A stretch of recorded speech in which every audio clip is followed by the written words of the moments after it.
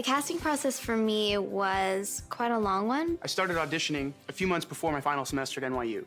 I auditioned way back in the beginning. And I got a call from my manager telling me that I might be flying out to LA on Monday. And they called me and they said, would you be willing to come in? I read with McGee and Ed first at like a director session. We were very particular about the casting because you got to get it right. There's something like 36 million books out there that people have been a part of, so you feel a tremendous responsibility to deliver to the fan base. We had a lot of strong candidates, but it was very clear who was going to get these roles. 3 hours later, I got a call saying I made it to the network test the next day, which was like huge. I read it through once and left. So I got to ABC Family, which was like so cool because it's Disney everywhere, and they had a cereal bar.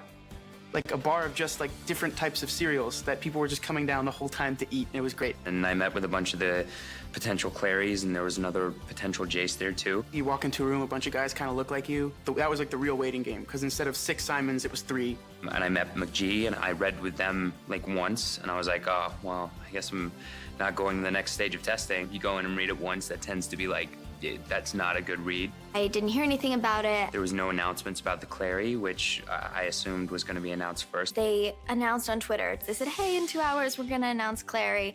And I hadn't heard anything yet. Nothing happened, and I was freaking out. My agent calls. This is the yes or no call. 10 minutes before the time that they were announcing, I get a call. Well, you got the part. And I'm like, oh. I started crying, because I was like, what? That's not, no. Are you sure? And oh, by the way, I head down to the ABC Family office to go do social media stuff. Because they're gonna release it in like 10 minutes. Do you have a Twitter?